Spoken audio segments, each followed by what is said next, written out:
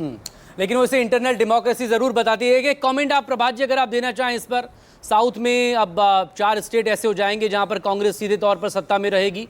3 तो खैर पूरे तौर पर आप ही के चीफ मिनिस्टर वहां पर रूल कर रहे हैं, लेकिन करेंगे तीसरे पर भी, लेकिन चौथे में आप भी उसके साथ ही रहेंगे। लेकिन सीएम फेस को लेकर ये इतनी उठापटक किया, इतनी सिर्फ उठवल आप ही के यहाँ क्यों होती है? Please unmute yourself.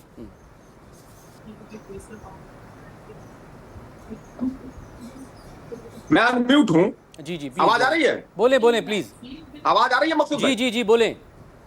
हाँ, सर्वप्रथम विजय थालापति जी को मेरी बहुत ज्यादा शुभकामनाएं कि तमिलनाडु की जो आम आवाम है उसके जो अपने मुद्दे हैं, तमिलनाडु की जनता के जो मुद्दे हैं, जिस मुद्दों पे आप जीत के आए हो, उन मुद्दों पे आप खड़े उतरिए, उनके हितों का ध्यान रख के और उस पे काम कीजिए। इसके लिए मैं अग्रिम शुभकामनाएं देता हूं। राजीव भाई बहुत प्रबुद्ध और बहुत ही प्रभावी पत्रकारों में से आते हैं।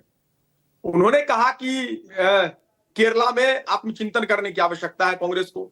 राजीव भाई, दरअसल क्या है ना कि हमारे अंदर एक आंतरिक लोकतंत्र की व्यवस्था है। हम पर्ची वाले मुख्यमंत्री नहीं बनाते। और 2 चीजें हैं लोकतंत्र में, लोगों का जो मत है उसके आधार पर मुख्यमंत्री का चेहरा हम चुनेंगे।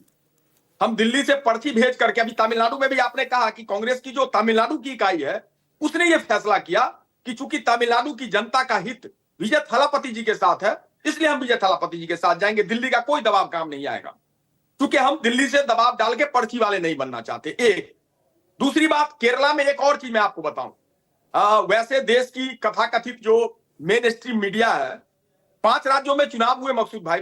राजीव भाई बुरा मत मानिएगा, मैं कुछ दूसरे कारणों से कह रहा हूं।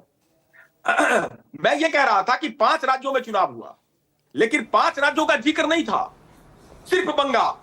कल तक हमने सिर्फ बंगाल देखा। क्यों? प्रधानमंत्री जी का हंसता हुआ